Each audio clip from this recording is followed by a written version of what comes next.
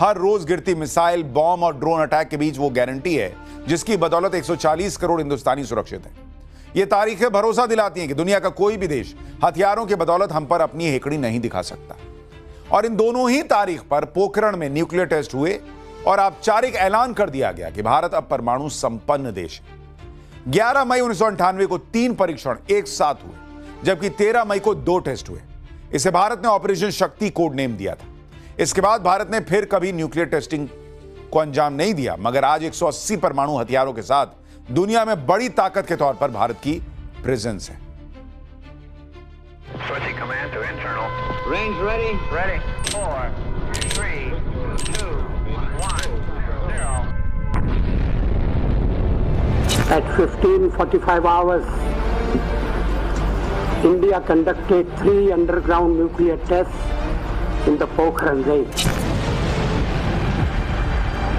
These tests conducted today were with a fission device, a low-yield device, and a thermonuclear device.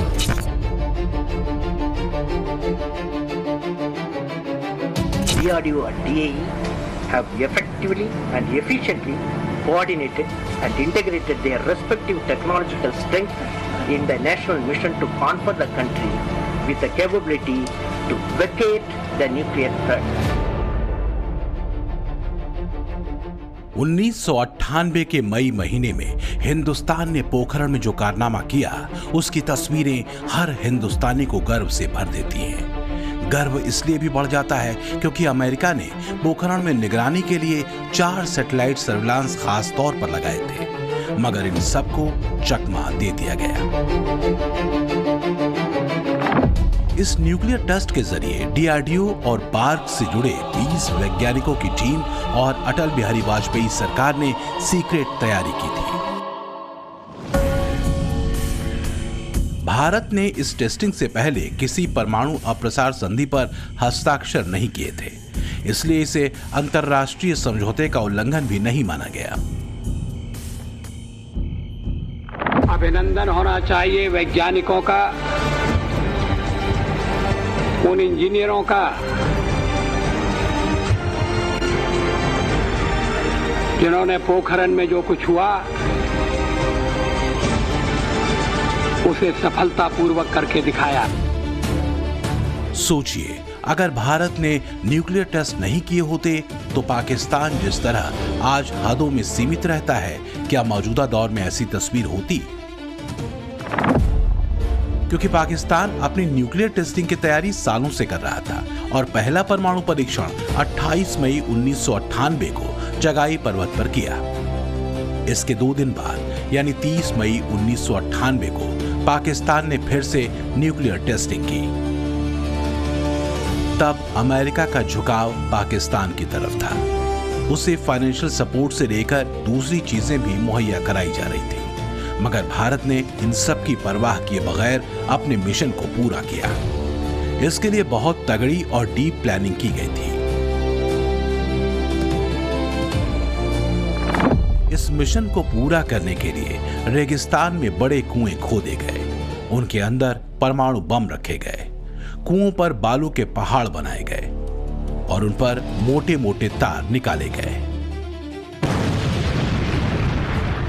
और फिर धमाके वाली जगह विस्फोट के बाद जो गड्ढा बना, उसने भारत की कामयाबी पर मुहर लगा दी।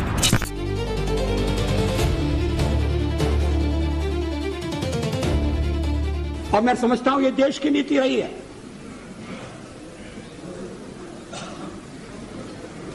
कि मिनिमम डिटरेंट होना चाहिए।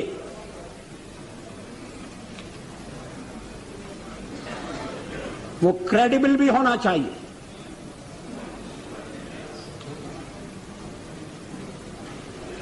इसलिए परीक्षण का फैसला किया गया। उसके कारण कुछ कठिनाइयां आएंगी, हमें मालूम था, लेकिन देश उन कठिनाइयों का सफलतापूर्वक सामना करेगा, यह भी हमको विश्वास था और ऐसा ही हुआ। भारत की साइंटिफिक, मिलिट्री और इंटेलिजेंस टीम की प्लानिंग और डिसिप्लिन देखकर अमेरिका हैरान था और पाकिस्तान परेशान। दुनिया की सबसे मशहूर खुफिया एजेंसी CIA को उस वक्त पता चला जब अटल बिहारी वाजपेयी ने भारत के परमाणु टेस्ट का ऐलान किया। तब के CIA डायरेक्टर जॉर्ज टेनेट ने अपनी किताब में इसे सबसे बड़ी इंटेलिजेंस फेल्योर में से एक माना था।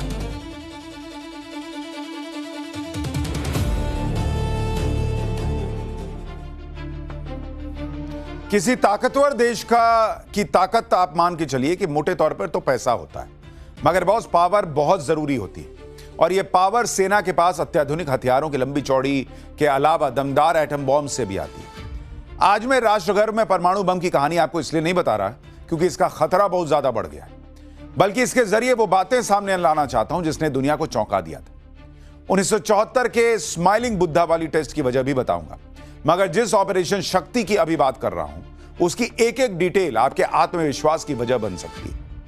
आपको यह जानकर आश्चर्य होगा कि इसके लिए बहुत स्मार्ट और मल्टी लेयर प्लानिंग हुई थी। जैसे इस टेस्ट से जुड़े ज्यादातर काम रात के वक्त होते थे, फिर चाहे वो रेगिस्तान में ड्रिलिंग करनी हो, फिर वहां साजो सामान पहुंचाना हो, सुबह का उजाला होते सब कुछ पहले जैसा ढक दिया जाता था, कर दिया जाता था।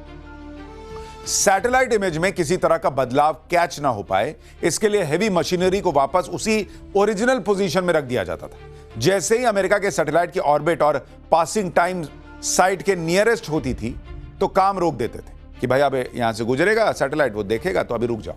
इस दौरान जो रेत के ढेर बनते थे उनका अलाइनमेंट भी हवा की दिशा के मुताबिक किया जाता था, जिसकी वजह से डिस्टर्बेंस पैटर्न समझ ही नहीं आता था।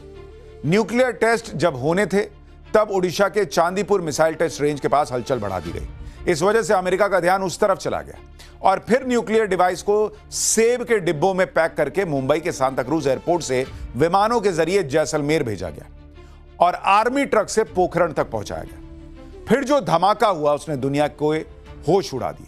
उस वक्त APJ अब्दुल कलाम, R चिदम्बरम और अनिल काकोदकर के तौर पर हमारे पास वैज्ञानिकों की ऐसी टीम थी जिन्होंने दिन रात मेहनत करके इसे पूरा किया। ये सभी सेना की वर्दी पहनकर पोखरण जाते थे। डॉक्टर कलाम तो अकेले ही न्यूक्लियर साइट पर निकलते थे। कलाम का code name major general Prithviraj और चिदम्बरम का कोड नेम नटराज रखा गया था। कहते हैं कि भारत के इस परीक्षण की जानकारी वाजपेयी सरकार के कई मंत्रियों तक को नहीं थी। हालांकि इस टेस्ट के बाद भारत ने नो फर्स्ट यूज की पॉलिसी अपनाई, जिसका मतलब था कि हम पहले हमला नहीं करेंगे, लेकिन जब छेड़ोगे तो छोड़ेंगे नहीं, यह भी तय कर लिया।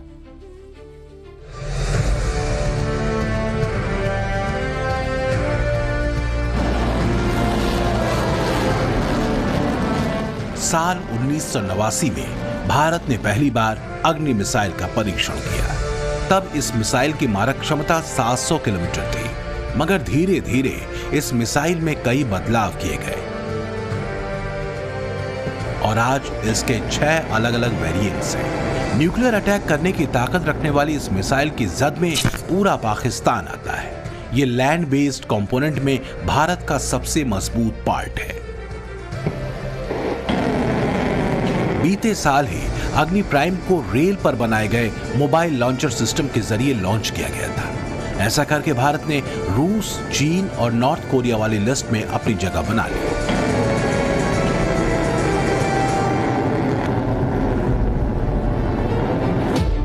K-15 और K-4 भी ऐसी मिसाइल कैटेगरी में आती हैं जो परमाणु हमला करने में सक्षम है।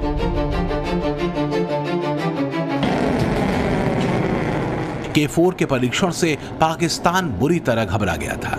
उसे डर है कि ऑपरेशन सिंदूर पार्ट 2 हुआ तो भारत कहीं इसका इस्तेमाल न कर दे। न्यूक्लियर अटैक से लैस एयर बेस्ड कंपोनेंट में राफेल एयरक्राफ्ट हैं। सुखोई 30 MKI भी न्यूक्लियर वेपन्स ले जाने की खासियत से लैस है। मिराज 2000 और जगुआर भी न्यूक्लियर कैपेबल हैं।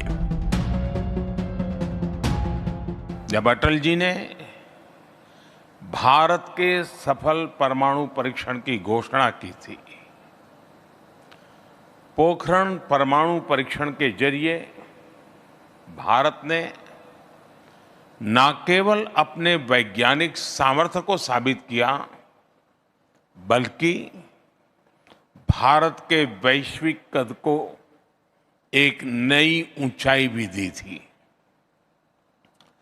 अटल जी के शब्दों में ही कहूं तो अपनी ध्येय यात्रा में हम कभी रुके नहीं हैं, किसी चुनौती के समक्ष कभी झुके नहीं हैं।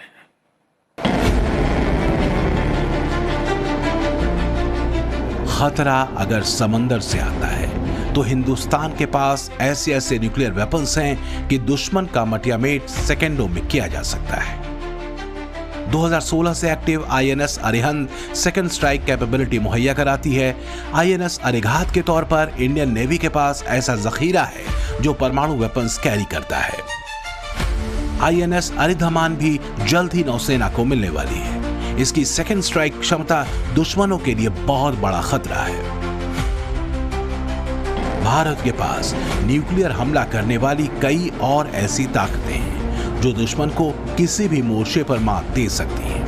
कहते भी हैं ये क्षमता साल 1998 की बदौलत आई है। पोखरण में किया गया भारत का परमाणु विस्फोट आज अतीत के यादगार लम्हों में शुमार किया जाता है।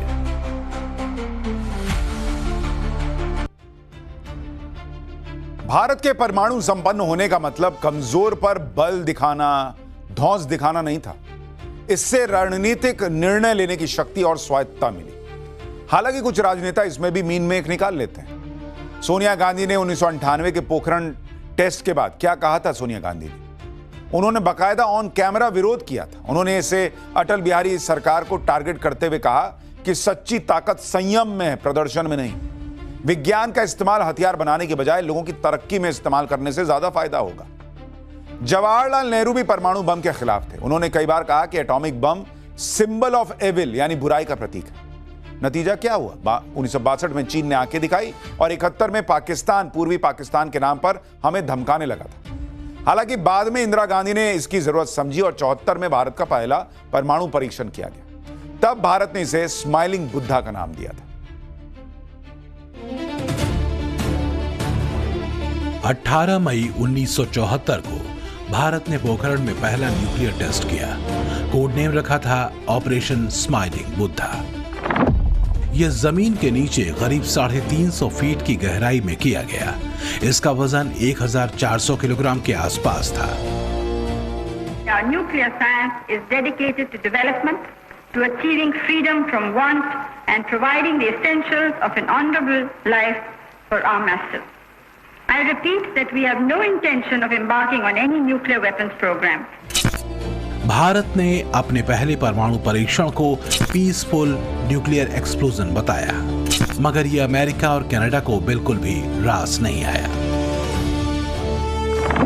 अमेरिका और कनाडा ने भारत पर सैंक्शंस लगा दिए।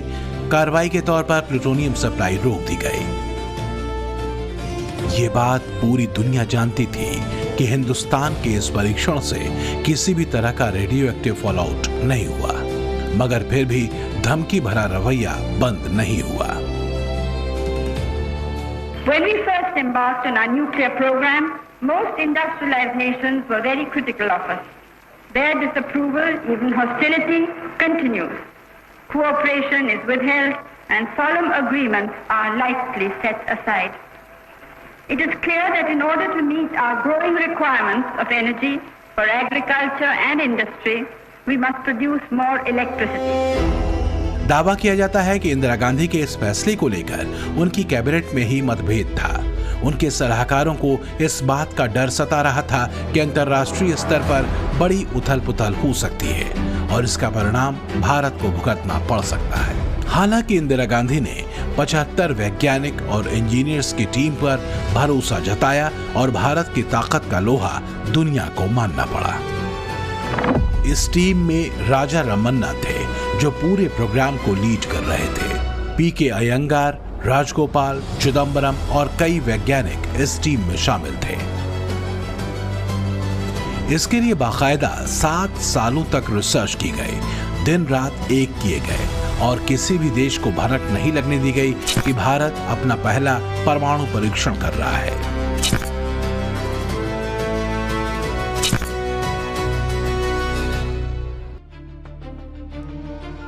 भारत ने अपना जो पहला न्यूक्लियर परीक्षण किया था उसका आधिकारिक खर्च 32 लाख रुपए बताया गया। हालांकि 1998 में 1998 में न्यूक्लियर टेस्ट की लागत नहीं बताई गई। मैं इसका जिक्र इसलिए कर रहा हूं क्योंकि अब परमाणु बम बनाना कोई छोटा मोटा खेल नहीं है। इसके लिए बड़ी रकम भी खर्च करनी पड़ती है।